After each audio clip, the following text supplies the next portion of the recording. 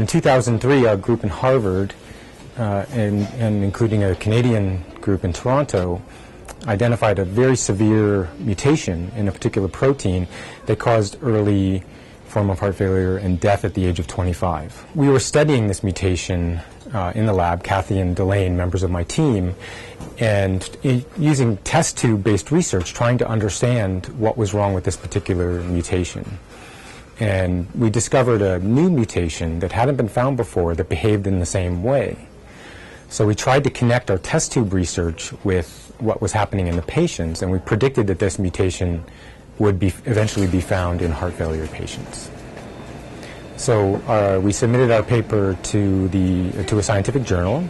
We predicted that this mutation would be found, and within a month of that submission, that paper, the mutation was actually found in a Brazilian study in 2 patients in a large cohort of heart failure patients.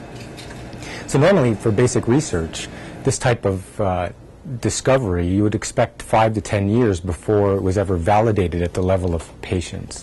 But it only took 1 month. So it was really quite exciting. It was stunning that it happened so quickly. For us, the fact that we had published the paper and then ended up being the first lab to actually fully characterize these mutants was also very, very exciting. It kind of changed the way we do and think about our research. We decided to take these types of prediction models more serious and come up with more extensive prediction models for mutations that may eventually cause heart failure. And we now have dozens of mutations where we have assessed them for heart failure risk. And if they're found in a human population, we'll have a good idea of what type of heart failure they will cause and the level of severity. When we're excited, we see the classic downregulation of circa. About the same time that this mutation was found, that we had predicted, I met Justin Zikowitz, and he has samples from heart failure patients as part of his acute heart failure emergency management study. So he's got blood samples for about 800 patients. So we started sequencing the gene in that patient set to try and discover new mutations. Instead of sitting back and waiting for them to be discovered by other researchers, we decided that we could go forward and try to discover them ourselves.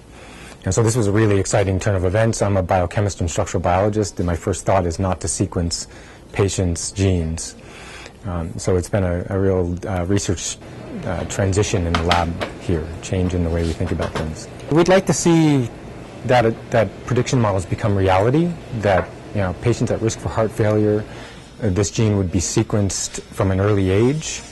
We could then assess their risk based on these prediction models and really make this dream of personalized medicine and genome-based screening a reality for these people. And the goal of basic and clinical research is to eradicate heart failure.